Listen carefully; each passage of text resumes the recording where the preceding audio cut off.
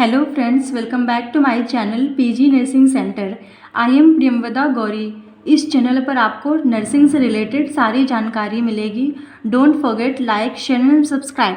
Friends, आज हम पढ़ेंगे सोशियोलॉजी. सोशियोलॉजी में एक फैमिली टॉपिक आता है जो बहुत इंपॉर्टेंट होता है, तो आज हम उस टॉपिक को कवर करेंगे, अच्छे से समझेंगे.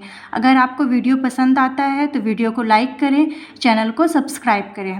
तो चलिए शुरू करते हैं. फर्स्टली हम पढ़ते हैं meaning of the family. Word family is derived from Latin word famulus which means servant. इसका मतलब ये है कि जो वर्ड फैमिली आया है वो लैटिन वर्ड फैमुलस से आया और जिसका मतलब होता है सर्वेंट. ओके. और originally family consist of father, mother and children. जैसे हम जानते हैं कि फैमिली किन किन चीज़ों से मिलकर के बनी होती है. आप फैमिली के जो मेन कंपोनेंट्स हैं वो क्या होते हैं, तो मेनली जो फैमिली बनी होती है वो father, mother and children's. These are the main components of the any type of family. जो फैमिली है वो इन शब्दों से मिलकर के या इन मेंबर से मिलकर के एक फैमिली का फॉर्मेशन होता है.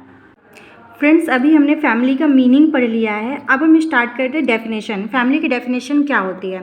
Family is a group defined bye a sex relationship sufficiently precise exactly and enduring to provide for the preservation and upbringing of children.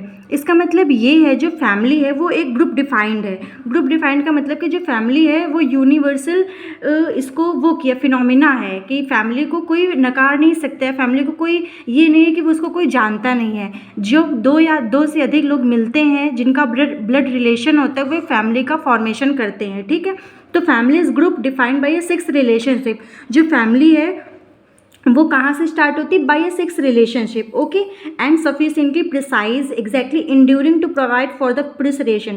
प्रोसरेशन का मतलब होता है प्रसव. जब वुमेन जो होती है वो प्रेग्नेंट होती है उसके बाद फिर जब उसका बेबी होता है फिर वहीं से धीरे धीरे फैमिली का फॉर्मेशन होता है. फैमिली आगे अपनी लाइफ को मतलब लाइफ को जीती है और आगे इसी तरीके से फैमिली का फॉर्मेशन होता चला जाता है और अपनी लाइवलीहुड को वो इंजॉय करती है. And upbringing of children. इसका मतलब ये है कि जब कोई फैमिली होती है उसमें मदर फादर होते हैं. मदर फादर जब एक बच्चे को जन्म देते हैं, मदर जब जन्म देती है उसके बाद से ही फैमिली स्टार्ट हो जाती है और उसके बाद से ही वो जब प्रसव हो जाता है उसके बाद से बच्चों के बड़े होने तक ये सब जो चीज़ आता है ये सब एक फैमिली के अंदर आता है. और अभी हमने इसके मीनिंग में ये भी पढ़ा था कि फैमिली जो मेनली किन किन चीज़ों से मिलकर के बनी है, फादर, मदर और चिल्ड्रन. इन सब के कॉम्बिनेशन फॉर्म को फैमिली कहते हैं. और ये सब एक इन सब के बीच में कॉमन फैक्टर वो होता है कि ये सब ब्लड रिलेशन से मिलकर के बने, मतलब ब्लड रिलेशन होता है इन सब के बीच में. अगर कोई उनका रिश्तेदार है या कोई गेस्ट है तो उसको हम फैमिली नहीं कह सकते. वो होगा उनका फैमिली लेकिन वो जैसे नहीं कहते वो हमारे दूर के रिश्तेदार हैं. लेकिन जो उनकी फैमिली जो एग्जैक्टली फैमिली होती है उन सब के बीच में एक ब्लड रिलेशन होना कॉमन सी बात है. तो ये है डेफिनेशन और ये अकॉर्डिंग टू मैक्लेवर है. ये जो इस डेफिनेशन को जिन्होंने दिया है उनका नाम है मैक्लेवर. आई होप कि आपको डेफिनेशन पसंद आ गई होगी और इसी तरीके से हम और दूसरे भी ऑथर्स के अकॉर्डिंग एक दो डेफिनेशन को क्लियर कर लेते हैं. अब हम पढ़ते हैं क्लोर के अकॉर्डिंग क्या डेफिनेशन है. Family is a system of relationship existing between parents and children. इसका मतलब ये कि फैमिली एक रिलेशनशिप होता है बिटवीन पेरेंट्स एंड चिल्ड्रन. जो बच्चे होते हैं और उनके जो माता पिता होते हैं उन सबके बीच में जो एक रिलेशनशिप होता है, जो एक रिलेशन से एग्जिस्ट करता है उसको हम लोग फैमिली कहते हैं. और इस डेफिनेशन को क्लोर ने दिया था. जो अगली डेफिनेशन वो इलियट एंड मैरिल के अकॉर्डिंग है उसको हम पढ़ते हैं. Family is the logical social unit composed of husband, wife and children. जैसे मैंने पहले ही बताया था मैक्लेवर के डेफिनेशन में कि जो फैमिली होता है वो हमारी मैरिज से स्टार्ट हो जाती है और फिर बच्चों का जन्म होना, उनकी वो नहीं परवरिश करना, इन सब चीज़ों का जो होता है कॉम्बिनेशन फॉर्म उसको कहते हैं फैमिली. तो ये जो है फैमिली एक सोशल यूनिट है. ये बहुत इंपॉर्टेंट चीज़ है कि फैमिली एक सोशल यूनिट है और कंपोज्ड ऑफ किससे मिलकर के बनी होती है? हस्बैंड, वाइफ एंड चिल्ड्रन से मिलकर के बनी होती है. ठीक है. हम पढ़ते हैं नेचर ऑफ फैमिली. ओके. तो जो पहला नेचर है फैमिली का वो है यूनिवर्सैलिटी. यूनिवर्सैलिटी का मतलब होता है कि फैमिली एक यूनिवर्सल फिनोमिना है कि मतलब ये सबके सोसाइटी के द्वारा एक्सेप्ट है. ऐसा नहीं कह सकते कि सोसाइटी से बाहर फैमिली होती है, मतलब सब कोई जानता है कि ऑल नोन है कि फैमिली होती है, ये यूनिवर्सल ट्रुथ है कि एक फैमिली एग्जिस्ट करती है, ठीक है, जो यूनिवर्सलिटी है। उसके बाद होता है इमोशनल बेसिस। इमोशनल बेसिस का मतलब होता है जो फैमिली है उसके अंदर सभी लोग जो मेंबर होते हैं वो एक दूसरे से इमोशनली अटैच होते हैं, ठीक है, एक दूसरे से उनका इमोशनली बॉन्ड होता है। ये इसलिए ये पॉइंट उसी पर कहा गया है कि इमोशनल बेसिस है, ठीक है। उसके बाद एक लिमिटेड साइज, जैसे एक फैमिली होती है उसका एक प्रॉपर साइज होता है। प्रॉपर साइज का मतलब कि उसके अंदर जैसे एक माता पिता हो गए, फिर उनके बच्चे होते हैं, तो लिमिटेड एक साइज़ है कि इतनी मतलब साइज आता है। जॉइंट फैमिली हो गया, स्मॉल होगी, लार्ज होगी, लेकिन पर्टिकुलर उसकी साइज होगी, उसको मतलब एक प्रॉपर नंबर में हम काउंट कर सकते हैं कि फैमिली में इतने मेंबर है, यही एक लिमिटेड साइज है। उसके बाद है फॉर्मेटिव इन्फ्लुएंस। फॉर्मेटिव इन्फ्लुएंस का मतलब कि फॉर्मेटिव इन्फ्लुएंस ऐसे है कि जो फॉर्मेशन से रिलेटेड है। ऐसे कि जैसे फॉर्मेटिव इन्फ्लुएंस का मतलब कि जैसे माता पिता होते हैं, उनका बच्चा होता है, उनका बच्चा फिर जब धीरे धीरे बड़ा होता है तो फिर उसकी शादी होती है, फिर उसका बच्चा होता है, तो मतलब ये फॉर्मेशन करते रहते हैं और इन्फ्लुएंस होते हैं। इन्फ्लुएंस का मतलब कि ऐसे है कि अभी माता पिता की शादी हुई, उनका बच्चा हुआ, फिर उनकी शादी होगी, उनका बच्चा होगा, तो ये इसी तरह जैसे नहीं होते पीढ़ी दर पीढ़ी बढ़ती रहती है, तो वो ये पॉइंट वैसे ही है फॉर्मेटिव इन्फ्लुएंसेस। फिर न्यूक्लियर पोजीशन। न्यूक्लियर पोजीशन का मतलब है कि हर एक फैमिली का एक मुखिया होता है। किसी फैमिली में पापा जो होते हैं उस फैमिली के हेड होते हैं, किसी फैमिली में मदर हेड होती हैं, तो ये है कि न्यूक्लियर पोजीशन। न्यूक्लियर पोजीशन का मतलब कि उस फैमिली का कोई एक मेन हेड होगा। फिर है रिस्पॉन्सिबिलिटीज़ ऑफ द मेंबर। इसका मतलब है कि जो फैमिली के मेंबर होंगे उनकी सबकी अलग अलग रिस्पॉन्सिबिलिटी होंगी, कि जैसे जो घर का मेन हेड है उसका है कि तुम्हें कमा करके पैसे लाने हैं, अर्निंग करनी, फाइनेंशियल सिक्योरिटी देनी है, और मदर का बच्चों का पालन पोषण करना है, उनको केयर प्रोवाइड करनी है, उनके लिए खाना बनाना है, और बच्चों की रिस्पॉन्सिबिलिटी है कि उनको पढ़ना है, खेलना है। तो इस तरीके से सबकी अलग अलग रिस्पॉन्सिबिलिटी होती है एक फैमिली के अंदर। उसके बाद है सोशल रेगुलेशन। सोशल रेगुलेशन का मतलब ऐसे है कि जो फैमिली है वो बाई सोसाइटी की रेगुलेट होती है। जैसे हम लोग एक सोसाइटी में रहते हैं तो पर्टिकुलरली हम लोगों का एक टाइम होता है कि 10 बजे के बाद हम लोग घर के बाहर नहीं निकलेंगे, तो एक सोसाइटी के द्वारा रेगुलेट की जाती है। तो हर फैमिली के अपने अलग अलग रूल्स एंड रेगुलेशंस होते हैं। कोई फैमिली में जैसे शाम को 10 बजे के बाद आपको मतलब रात में 10 बजे के बाद आप घर के बाहर नहीं जा सकते, या कुछ फैमिली के अलग रूल्स होते हैं। कुछ फैमिली मतलब भगवान की पूजा करने में बहुत विश्वास रखते हैं, कुछ फैमिली लोग नहीं रखते, तो ये सबकी अलग अलग रूल एंड रेगुलेशंस हैं, ठीक है। उसके बाद है परमानेंट एंड टेम्परेरी। मतलब परमानेंट टेम्परेरी का मतलब ये कुछ फैमिली परमानेंट होते हैं, कुछ ऐसे टेम्परेरी होते हैं। जैसे जब तक एक जॉइंट फैमिली होती है, जैसे दादा दादी होते हैं, उसमें बुआ जी होते हैं, चाचा चाची होते हैं, जब तक सब लोग एक साथ रह रहे हैं वो जॉइंट है। बट जब उसमें से एक फैमिली मेम्बर की सपोज उनके जो घर का बेटा है उसकी शादी हो गई, तो वो अपनी वाइफ को लेकर के अलग शिफ्ट हो गया। तो वो पहले रह रहा था लेकिन अब वो अपना अलग शिफ्ट हो गया। तो पहले वो टेम्परेरी उस फैमिली में जॉइंट फैमिली में रह रहा था, लेकिन वो अपना परमानेंटली अपनी वाइफ के साथ अलग सेटल हो गया। तो ये है कि परमानेंट एंड टेम्परेरी, ये मेन कुछ नेचर ऑफ फैमिली है जिनको मैंने डिस्कस किया। फ्रेंड्स, अब हम पढ़ते हैं फंक्शंस ऑफ फैमिली, कि फैमिली की क्या क्या फंक्शंस होते हैं। तो MacIver divide the function of the family into 2 category. तो मैक्लेवर ने फंक्शंस ऑफ फैमिली को 2 कैटेगरी में डिवाइड किया है। पहला है इसेंशियल, दूसरे नॉन इसेंशियल। इसका मतलब कि जो बहुत इंपॉर्टेंट फंक्शन है फैमिली के, जिसके बिना फैमिली का निर्वहन हो ही नहीं सकता है, फैमिली कहीं नहीं जा सकती है, वो इसेंशियल है। उसके बाद नॉन इसेंशियल है। तो अब हम फर्स्टली पढ़ते हैं इसेंशियल फंक्शन क्या क्या है फैमिली के। जो इसेंशियल फंक्शन है फैमिली के वो पहला है सेटिस्फैक्शन ऑफ सेक्स नीड। इसका मतलब ये है कि जब एक मैरिड कपल आते हैं उनको सबसे पहले फैमिली का फॉर्मेशन करने के लिए उनको एक सेटिस्फैक्शन ऑफ सेक्स नीड की ज़रूरत होती है एक बेबी को बर्थ करने के लिए, ठीक है। तो ये इसेंशियल फंक्शन है फैमिली का, ठीक है। उसके बाद है production and rearing of children. इसका मतलब ये कि प्रोडक्शन का मतलब कि बच्चों को जन्म देना और उनका पालन पोषण करना, ये बहुत इंपॉर्टेंट है फंक्शन, मतलब बहुत इंपॉर्टेंट है फैमिली के लिए, मेन इंपॉर्टेंट फंक्शन है। उसके बाद थर्ड फंक्शन है फैमिली का प्रोविज़न ऑफ होम, कि एक होम होना चाहिए, ज़रूरी होता है कि अब एक घर में ही तो एक फैमिली रहेगी। तो ये 3 मेन फंक्शन है, इनके बिना फैमिली हो ही नहीं सकती है। अगर ये नहीं होंगे तो फैमिली कहीं नहीं जा सकती है। अगर सपोज एट एक उसमें पति पत्नी उनके बच्चे नहीं है तो उसको हम अच्छे से फैमिली नहीं कह सकते। और या तो अगर उसको वो फैमिली का घर ही नहीं है तो फैमिली कहाँ रहेगी, कहाँ पर रहेगी। रहने के लिए घर होना ज़रूरी है।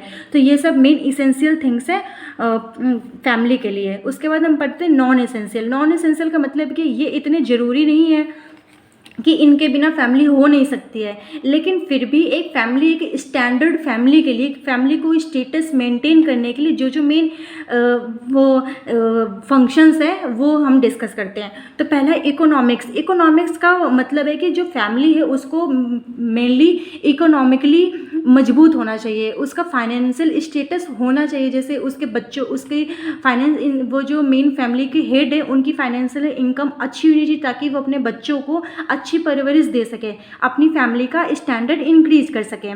तो ये इकोनॉमिक है। एक रिलीजियस का मतलब ये एक फैमिली जो है उसका एक धर्म होता है, पर्टिकुलरली कोई ना कोई फैमिली किसी न किसी धर्म से बिलोंग करती है, तो ये है।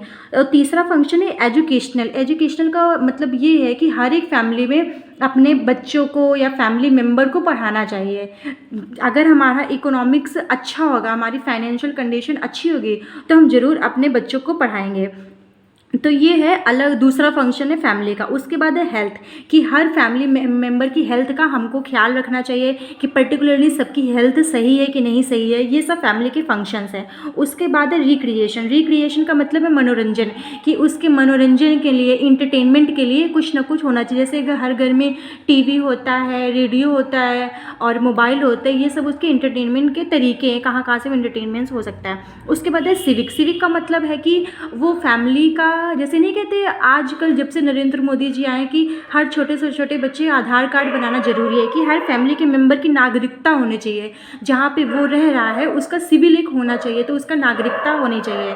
ठीक है, तो ये अगला पॉइंट है हमारा सोशल। सोशल का मतलब है कि एक सामाजिक ढांचा होता है फैमिली का, कि जहाँ पे फैमिली रहती है, या जो फैमिली वो सोसाइटी कितना लोगों से, मतलब कितना सोसाइटी में पार्टिसिपेट करिए। सपोज डेट जैसे हम लोगों के यहाँ पे दिवाली का पूजन होता है, होली का दहन होता है, तो इन सब में एक फैमिली कितना पार्टिसिपेट कर रही है, उसका कितना रुझान इन सब के लिए, उसको कहते हैं कि सोशल होना। उसके बाद role of socialisation. Role of socialisation का मतलब है कि सामाजिकरण, कि जैसे मैंने पहले ही बताया कि फैमिली कितना पार्टिसिपेट कर रही है अपने सोसाइटी में, अपना कितना योगदान दे रही है। जैसे सपोज दैट कि अगर पर्यावरण के लिए उसको कुछ पेड़ पौधे लगाने हैं, तो पर्टिकुलरली जैसे किसी सोसाइटी से ये होता है कि हमको 1000 पेड़ पौधे लगाने, तो फैमिली अपना कितना योगदान दे रही है इंडिविजुअली, ये सब है role of socialisation. Okay, I hope कि आपको फंक्शंस ऑफ फैमिली अच्छे से समझ में आ गए होंगे। फ्रेंड्स, अब हम फैमिली का सबसे इंपॉर्टेंट टॉपिक पढ़ते हैं, टाइप्स ऑफ फैमिली। ठीक है, तो मैंने इसको कुछ कैटेगरी में डिवाइड किया है। इन कैटेगरी में डिवाइड करके बाद में इनको हम एक एक करके एक्सप्लेन में पढ़ेंगे। फर्स्टली हम इनकी कैटेगरी को पढ़ते हैं। On the basis of authority, मतलब इसका मतलब कि किसके पास अथॉरिटी होती है, अथॉरिटी के अकॉर्डिंग मैंने वो फैमिली को डिवाइड किया है। फिर है on the basis of structure, family का स्ट्रक्चर कैसा है, लाइक ज्वाइंट है कि न्यूक्लियर है, इसके अकॉर्डिंग डिवाइड किया गया है। फिर on the basis of residence, family रहती कहाँ है, लाइक अपने जैसे कुछ बच्चे अपने नाना नानी के यहाँ रहते हैं, कुछ अपने दादा दादी के यहाँ रहते हैं, तो वो कहाँ रहते हैं उसके अकॉर्डिंग डिवाइड किया गया है। फिर on the basis of marriage, कि कैसी मैरिज है, सपोज दैट कि उसकी पहली मैरिज है उस वुमेन की, या उसकी वुमेन की सेकंड मैरिज है, या जो उसका मेल मतलब मेल डोमिनेंट है उसकी सेकंड मैरिज या फर्स्ट मैरिज है, इसके अकॉर्डिंग हम पढ़ते हैं। ठीक है, उसके बाद है on the basis of ancestry, इसका मतलब है कि अपने पूर्वजों के अकॉर्डिंग, की वो अपने पूर्वजों के कितना फॉलोअप कर रहे हैं, अपने पूर्वजों के की मतलब जो उनकी ट्रेडिशन उसको फॉलोअप कर रहे हैं या नहीं, उसके अकॉर्डिंग हमने फैमिली को डिवाइड किया है। उसके बाद on the basis of in group and out group, इसका मतलब है कि वो फैमिली जो है वो जॉइंट में रह रही है, या मतलब वो सोसाइटी के अंदर रह रही है कि वो अलग रह रही है, तो इसके अकॉर्डिंग है। फिर on the basis of blood relation, इसका मतलब है कि उसके ब्लड रिलेशन के अकॉर्डिंग हमने फैमिली को डिवाइड किया है। तो ये मेन कुछ फैमिली के कैटेगरीज हैं, ये टाइप्स से। अब इनको हम एक एक करके एक्सप्लेन में पढ़ते हैं। अब हम एक एक कैटेगरी को एक्सप्लेन में पढ़ते हैं। तो पहला जो हमने पढ़ा था on the basis of authority, कि इसमें पढ़ते हैं दो, इसके अंदर पार्ट्स दिए गए हैं, एक है पैट्रियार्कल, एक है मैट्रियार्कल। इसका मतलब ये होता है, पैट्रियार्कल का मतलब होता है मेल डोमिनेंट। इसका मतलब ये है कि जो फैमिली होगी उसमें जो मुखिया होगा घर का, वो कोई मेल होगा, लाइक पापा होंगे या तो दादाजी होंगे, मतलब कोई मेल कैंडिडेट होगा वो उस फैमिली का मुखिया होगा, और जो फीमेल कैंडिडेट होगी वो सबऑर्डिनेट होगी, कि मतलब वो उसकी सहायिका होगी। होगी, ठीक है। उसके बाद है मैट्रियार्कल। मैट्रियार्कल का मतलब है कि जो फीमेल होगी वो फैमिली की डोमिनेंट होगी, कि वो उस घर की मुखिया होगी, और जो मेल कैंडिडेट है वो सबऑर्डिनेट होगा, वो मतलब उसका सहायक होगा। तो हमने वो अथॉरिटी में पढ़ा दो चीज़ें, एक पैट्रियार्कल एक मैट्रियार्कल। पैट्रियार्कल का मतलब है जो मेल डोमिनेंट होगा, और मैट्रियार्कल का मतलब है फीमेल डोमिनेंट। जब मेल जो मुखिया है तब पैट्रियार्कल होगा, जब फीमेल उस घर की मुखिया होगी तो मैट्रियार्कल होगा। अब हम पढ़ते हैं on the basis of structure. इस स्ट्रक्चर के अकॉर्डिंग फैमिली कैसी होती है। एक होती है न्यूक्लियर, एक होती है ज्वाइंट, और ज्वाइंट में ही एक अलग पार्ट आता है एक्सटेंडेड फैमिली। तो जो न्यूक्लियर फैमिली होती है उसमें होते हैं हस्बैंड, वाइफ और उनके बच्चे, या तो उनके बच्चे नहीं होते, अगर न्यूली मैरिड कपल है तो उनके बच्चे नहीं होंगे। तो ये न्यूक्लियर फैमिली। न्यूक्लियर फैमिली में मेनली माता पिता या और माता पिता के साथ उनके बच्चे, इसको न्यूक्लियर फैमिली कहते हैं।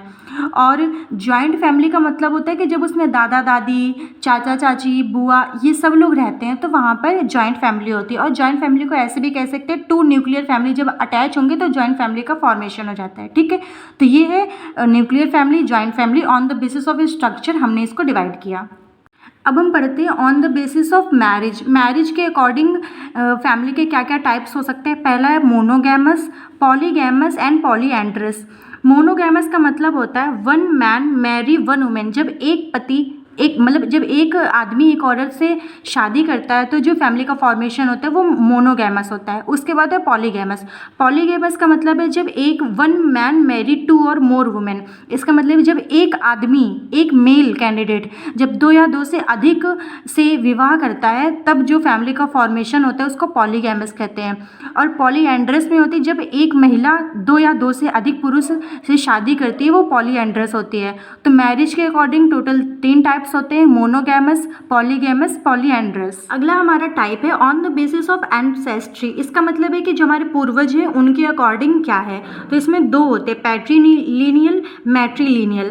पैट्रीलिनियल का मतलब होता है ancestry continuous through the father. इसका मतलब ये कि जैसे हम लोग अपने दादा मतलब अपने पिता के साइड के जो उनके पिता के पिता हैं उनके अगर रूल एंड रेगुलेशंस फॉलो कर रहे हैं या हम उनका नाम दे रहे हैं तो वो पैट्रीलिनियल होगा। और मैट्रीलिनियल में होगा कि अगर मदर साइड के जो मेंबर्स हैं या मदर साइड के मतलब मम्मी के जो माता पिता है उनको अगर हम फॉलोअप करते हुए आ रहे हैं तो मैट्रीलिनियल होता है। इसका मेन एग्जांपल ये होता है पैट्रीलिनियल में अगर हम अपना सरनेम अपने पिता का सरनेम लगा रहे हैं तो वो पैट्रीलिनियल होगा। मैट्रीलिनियल में अगर अपनी माता का सरनेम लगा रहे हैं तो वहाँ पे मैट्रीलिनियल होगा। ये होता है on the basis of ancestry के अकॉर्डिंग। अगला हमारा कैटेगरी है on the basis of in group and out group. इसमें मेनली 2 टाइप होते हैं, endogamous and exogamous. Endogamous sanction marriage only among member of the in group. इसका मतलब ये है कि जब कुछ लोग जैसे जानते हैं तो उनकी आपस में जैसे नहीं होता कि एक गांव में ही रहने वाले 2 लोग आपस में शादी कर लेते हैं, उसको इन ग्रुप मैरिज कहते हैं कि एक ही ग्रुप के लोगों ने आपस में मिलकर के शादी कर ली, उसको कहते हैं इन ग्रुप। और एक्सोगैमस का मतलब होता है sanction marriage of member of an in group with member of an out group. इसका मतलब ये होता है कि जब एक इन ग्रुप का मेंबर दूसरे ग्रुप के मेंबर से शादी करता है उसको कहते हैं वो एक्सोगैमस। इसका मतलब जैसे सपोज कोई एक सिटी ले लीजिए, बाय द वे अगर मान लीजिए कि दिल्ली है, दिल्ली में कोई एक सेक्टर है, वहाँ पे अगर 2 लोग आपस में शादी कर लेते हैं तो वो होता है इन ग्रुप। और अगर दिल्ली की मतलब दिल्ली का कोई मेल कैंडिडेट है वो अगर सपोज दैट लखनऊ के किसी फीमेल से शादी करता है तो वो होगा एक्सोगैमस। मतलब कि उनका ग्रुप अलग है, वो लोग अलग अलग सोसाइटी से बिलोंग कर रहे हैं, अलग अलग सोसाइटी का मतलब उनका मेन रेजिडेंस अलग अलग है। जब वो आपस में शादी करते हैं तो वो एक्सोगैमस होता है, और जब एक ही ग्रुप के लोग आपस में शादी करते हैं तो वो एंडोगैमस होता है। फ्रेंड्स, अब हम पढ़ते हैं अगली category on the basis of blood relation. Blood relation का मतलब है कि खून के संबंध के आधार पर हम फैमिली को किस टाइप में डिवाइड कर सकते हैं। पहला कॉन्जुगल फैमिली, दूसरा कॉन्संजीनियस फैमिली। कॉन्जुगल फैमिली में है consist of spouses there offspring relative through marriage. इसका मतलब ये है कि जो इसमें फैमिली का वो मतलब फॉर्मेशन होता है वो सपोज दैट अरेंज मैरिज हो गई, किसी के अरेंज मैरिज होगी कि जो मतलब अरेंज मैरिज होगी तो जो इधर के लड़के वाले पक्ष के लोग हैं, लड़की वाले पक्ष के लोग हैं, आपस में मिलेंगे तो एक फैमिली का फॉर्मेशन होगा। उसका मतलब होता है कॉन्जुगल फैमिली। और कॉन्जुगल का हिंदी मतलब होता है वैवाहिक परिवार। मतलब कि जब 2 लोग विवाह करके जुड़ते हैं और वो आपस में मिलते जुलते हैं, उसका मतलब तब जब वहाँ पे वो फैमिली का फॉर्मेशन होता है उसको कॉन्जुगल फैमिली कहते हैं, ठीक है।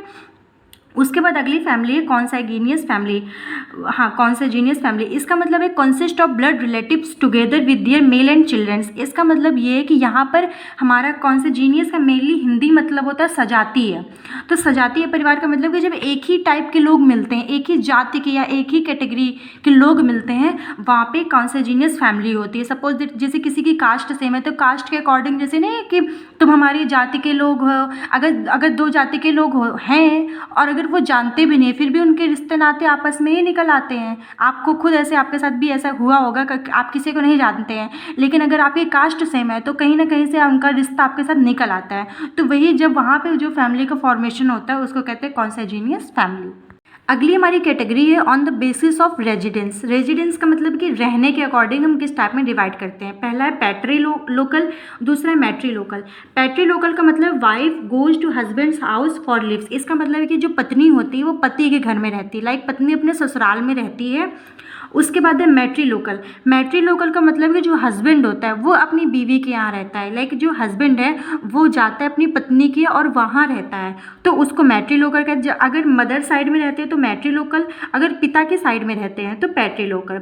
तो ये हमारी लास्ट वो कैटेगरी थी टाइप्स की। फ्रेंड्स, अभी हमने फैमिली का जो टाइप्स है उसको बहुत ही अच्छे से एक्सप्लेन में समझ लिया है। अगर आपको कोई दिक्कत हो रही है या कोई प्रॉब्लम हो रही है तो आप कमेंट बॉक्स में कमेंट ड्रॉप कर दीजिए, मैं ज़रूर रिस्पॉन्स करूँगी। मैंने टाइप्स से पढ़ाया था, आई होप कि आपको अच्छे समझ में आएगा। मेनली हम लोगों ने टाइप्स में कवर किया है according to authority, structure, residence, marriage, ancestry, in group and out group, blood relation. अगर इनमें से आप अपने एग्जामिनेशन पेपर में आप कोई पाँच भी लिख देंगे तो आपका मतलब कवर हो जाएगा, इतनी लिखने की जरूरत नहीं, लेकिन आपको अच्छे से समझ में आना चाहिए, ये प्रायोरिटी है। आई होप कि आपको अच्छे से समझ में आया। फ्रेंड्स, अब हम पढ़ते हैं ज्वाइंट फैमिली। ये एक अलग, मतलब अभी जो हम लोगों ने टाइप्स पढ़े थे उसी में से एक टाइप्स है, लेकिन ये पेपर में ज़्यादा आता है या इस पर शॉर्ट नोट भी आता है, इसलिए मैं इसको सिंपल अलग से इंडिविजुअल एक्सप्लेन कर रही हूँ। तो the family in India does not consist only of husband, wife and their children but also of uncle, aunts, cousins and grandsons. इसका मतलब ये है कि जो इंडिया है, इंडिया में मेनली ज्वाइंट फैमिली का ही चलन होता है। वहाँ पे न्यूक्लियर फैमिली उतना मॉडर्न मतलब नहीं एक्सेप्ट किया जाता है। जॉइंट फैमिली में जैसे हस्बैंड, वाइफ, उनके बच्चे, अंकल आंट मतलब चाचा जी, बुआ और कजिन्स जो होते हैं, इन सबसे मिलकर के ज्वाइंट फैमिली बनती है। अगला है this system called joint family और extended family system. Strong peculiar characteristics of the Indian social life. इसका मतलब ये है कि जो हमारी इंडियन सोसाइटी है वो जॉइंट फैमिली को ही एक्सेप्ट करती है। और जॉइंट फैमिली का ही जो सेकंड नाम है वो एक्सटेंडेड फैमिली होता है, ठीक है। तो जो हमारे इंडियन सोसाइटी के द्वारा जो एक्सेप्टेबल फैमिली होती है उसको कहते हैं जॉइंट फैमिली, ठीक है। अगला पॉइंट है a son after marriage does not usually separate himself from the parents but continues to stay with them under the same roof and holding property in common. इसका मतलब ये है कि जो हमारी इंडियन सोसाइटी है वहाँ पे जब एक बच्चे की, एक लड़के की शादी होती है तो वो यूजुअली खुद को अलग नहीं कर लेता है। जैसे फॉरेन कंट्रीज़ में ऐसा होता है, लेकिन इन इंडिया ऐसा नहीं होता है। वो फैमिली के साथ ही रहता है, अपने पेरेंट्स के साथ ही रहता है और एक ही छत के नीचे, जो सेम रूफ है इसका मतलब एक ही छत के नीचे रहता है। और जो उनकी प्रॉपर्टी होती है उसमें कॉमन मतलब सेपरेशन होता है कि जैसे जितने भाई हैं उनके अकॉर्डिंग उनका इंडिविजुअली सबको अलग अलग दिया जाता है, ठीक है। इन इंडियन सोसाइटी जो जॉइंट फैमिली है ये इंडिया में ही होती है, मेनली इंडिया में होती है। फिर the earning of all the members are put in a common find out of which family expenses are made. इसका मतलब ये है कि जितना भी जॉइंट फैमिली, जितना भी लोग कमाते हैं वो आपस में शेयर करते हैं, मतलब एक दूसरे की ज़रूरत पर ध्यान देते हैं, एक दूसरे की जो ज़रूरतें होती हैं उनको फुलफ़िल करते हैं, ठीक है। उसके बाद the family in India is based on patrilineal descent. इसका मतलब ये है कि जो मतलब यहाँ पर जो इंडिया में है तो मेनली जो फैमिली है वो पेट्रीलिनियल होती है, यहाँ पर मेल डोमिनेंट होती है। यहाँ पर कि जो घर का मेल होता है, लाइक उसका घर के पापा या तो दादाजी, ये सब ही इन सब के द्वारा फैमिली का फॉर्मेशन होता है या फैमिली को प्रोसीड किया जाता है, मतलब मेन हेड होते हैं। ओके, आई होप कि आपको समझ में आ गया। फ्रेंड्स, अब हम पढ़ते हैं characteristics of joint family. Joint family की कुछ विशेषताएं पढ़ते हैं जिनसे पहचान सकते हैं कि ये फैमिली जॉइंट फैमिली है। तो पहले लार्ज साइज, ये तो कॉमन ही होगा कि जो जॉइंट फैमिली उसका साइज़ लार्ज होगा। फिर जॉइंट प्रॉपर्टी, अगर जॉइंट फैमिली है तो उसकी जो प्रॉपर्टी होगी या जो मतलब कि जितना भी फाइनेंशियल वो सब है वो भी सब जॉइंट होगा। फिर कॉमन रेजिडेंस, वो लोग एक ही जगह रहेंगे। अगर जॉइंट फैमिली है तो सबका रेजिडेंस एक ही होगा। फिर है कोऑपरेटिव ऑर्गेनाइजेशन, इसका मतलब कि वो एक दूसरे की हेल्प करेंगे, मतलब कि कोऑपरेटिव नेचर, मतलब कोऑपरेटिव नेचर होगा, ठीक है। उसके बाद है कॉमन रिलीजन, ये तो अगर एक ही फैमिली के मेंबर है तो उनका रिलीजन भी कॉमन ही होगा। अब प्रोडक्टिव यूनिट, अब प्रोडक्टिव यूनिट का मतलब कि उसमें से अगर जॉइंट फैमिली होगी तो वो ज़्यादा जल्दी ही इम्प्रूव कर पाएगी या ज़्यादा जल्दी अपने स्टेटस को इंक्रीज़ कर पाएगी, ये मतलब है। प्रोडक्टिव यूनिट का मतलब कि वो ज़्यादा प्रोडक्टिव फुल होगी, मतलब ज़्यादा ही वो मतलब प्रोडक्ट करेगी। आई होप कि आपको समझ में आ रहा होगा जो मैं कहना चाह रही हूँ कि मतलब वो मतलब फ्रूटफुल होगी उसमें से। जैसे अगर आप ऐसे समझिए, जितने ज़्यादा मेंबर होंगे उतने ज़्यादा जॉब करेंगे और जितना ही ज़्यादा घर में पैसा आएगा उतना ही ज़्यादा उस फैमिली का वो जो स्टेटस है वो मेंटेन होगा, अपग्रेड होगा, ठीक है। उसके बाद है म्यूचुअल राइट एंड ऑब्लिगेशंस, इसका मतलब कि उन सबके जितने भी अधिकार हैं वो म्यूचुअल होंगे, वो कॉमन होंगे और जितने रूल एंड रेगुलेशंस हैं वो सबको फॉलोअप करना पड़ेगा, ठीक है। उसके बाद हम पढ़ते हैं एडवांटेज ऑफ जॉइंट फैमिली, कि जॉइंट फैमिली में रहने के क्या क्या एडवांटेज हैं। पहला है इंश्योर्स इकोनॉमिक प्रोग्रेस, जैसे मैंने अभी एक एग्जांपल देकर के समझाया था कि अगर घर के सभी लोग कमाएंगे तो उनका इकोनॉमिक या फाइनेंशियल स्टेटस अच्छा होगा। फिर डिवीज़न ऑफ लेबर, लेबर का मतलब डिवीज़न ऑफ लेबर का मतलब कि सबके काम अलग अलग बटे होंगे, किसी एक पे कोई काम करने का प्रेशर नहीं होगा, सबके अलग अलग काम होंगे। फिर है इकोनॉमी, इकोनॉमी का मतलब कि उनकी आर्थिक स्थिति अच्छी होगी। फिर अपॉर्चुनिटी ऑफ लीजर, इसका मतलब ये कि सबको पर्टिकुलरली अपॉर्चुनिटी दी जाएगी, अपना अपना काम करने के लिए, उनको निखरने के लिए उनको मौका दिया जाएगा। उसके बाद है सोशल इंश्योरेंस, सोशल इंश्योरेंस का मतलब कि सोसाइटी में पार्टिसिपेट करेंगे या वो सोसाइटी से इन्फ्लुएंस होंगे। उसके बाद सोशल वर्च्यूज़, सोशल वर्च्यूज़ या मोरल क्वालिटी, अगर कोई जॉइंट फैमिली है, अगर जितने भी जॉइंट, जैसे जॉइंट फैमिली में मतलब मेनली ये कहा जाता है जो जैसे बच्चे होते हैं तो अपने दादा दादी के नज़दीक होते हैं तो उनसे कुछ नैतिकता सीखते हैं, मोरालिटी सीखते हैं, ये वही है। फिर अवॉइड फ्रैगमेशन ऑफ होल्डिंग्स और एंड सोशलिज्म्स, ये मेन एडवांटेज है जॉइंट फैमिली के, ठीक है। उसके बाद हम पढ़ते हैं disadvantage of joint family. Joint family के क्या क्या डिसएडवांटेज हो सकते हैं, जैसे इसमें होम फॉर एल्डर्स, मतलब ये मतलब मेन डिसएडवांटेज है कि होम फॉर एल्डर्स केवल इसमें बड़ों को ही ध्यान दिया जाएगा, कि जैसे दादा दादी चाचा चाची इन सबको मतलब इन्हीं का घर बोला जाता है, तो छोटे बच्चों की ज़्यादा प्रेफरेंस नहीं दी जाएगी, ये हम वो डिसएडवांटेज पढ़ रहे हैं। फिर hindrance in the development of personality, अगर ज़्यादा लोग हैं तो नहीं से कहते कि अगर ज़्यादा लोग हैं तो किसी की खूबियाँ छिप जाती हैं, तो वहाँ पर किसी को डेवलप करना है या उसका मतलब सपोज उसकी कोई एक अच्छी खूबी है वो उसी में छिप जाती है। फिर इनकरेज लिटिगेशन, उसके बाद लीड टू क्वेरल्स, मतलब यही है कि वो झगड़ों को ज़्यादा महत्व, अगर ज़्यादा लोग हैं तो आपस में ज़्यादा ही झगड़ेंगे। फिर है प्राइवेसी डिनाइड, अगर आपको पता ही होगा जॉइंट फैमिली में रहते तो वहाँ पे कोई भी प्राइवेसी नहीं होती है। उसके बाद unfavourable to accumulation of capital and अगला है अनकंट्रोल्ड प्रोक्रिएशन, इसका मतलब ये है कि अगर वहाँ पर ज़्यादा लोग हैं तो अगर कोई बच्चा, जैसे नहीं कहते जॉइंट फैमिली है, कोई एक छोटा सा बच्चा अगर वो बिगड़ रहा है, अगर उसकी बैड हैबिट लग रही है तो किसी का इतना ध्यान नहीं जाता है कि उसको वो सुधारे, या मतलब उतना उस पर ध्यान ही नहीं जाता, उनके बीच में उतनी बातचीत ही हो ही नहीं पाती है, तो ये मेन डिसएडवांटेज है जॉइंट फैमिली के। तो फ्रेंड्स अभी हमने फैमिली को अच्छे से पढ़ा है, मैंने फैमिली का introduction, definition, meaning and types family के एक्सप्लेन करे और लास्ट में हम लोगों ने जॉइंट फैमिली पर एक शॉर्ट नोट भी पढ़ा है और उसके एडवांटेज, डिसएडवांटेज एंड कैरेक्टरिस्टिक्स पढ़ा है। आई होप कि आपको वीडियो पसंद आया होगा, अच्छे से समझ में आया होगा। अगर कोई प्रॉब्लम होती है तो आप कमेंट बॉक्स में कमेंट कर दीजिए, मैं उसको देखूंगी, अगर ज़रूरत पड़ेगी तो मैं इसका दूसरा पार्ट 2 भी बनाने की कोशिश करूँगी। आई होप कि आपको वीडियो अच्छे से पसंद आया होगा। अगर पसंद आया तो उसको लाइक करें, चैनल को सब्सक्राइब करें और ज़्यादा से ज़्यादा लोगों को शेयर करें और वीडियो को अच्छे से देखें। ये एग्ज़ाम के लिए बहुत आपके लिए यूज़फुल होगा, बहुत हेल्पफुल होगा, क्योंकि फैमिली हर एवरी एग्ज़ाम में फैमिली आती ही आती है, क्योंकि फैमिली एक इम्पॉर्टेंट टॉपिक हो जाता है सोसाइटी के अंदर, ठीक है। तो thank you, thanks for watching.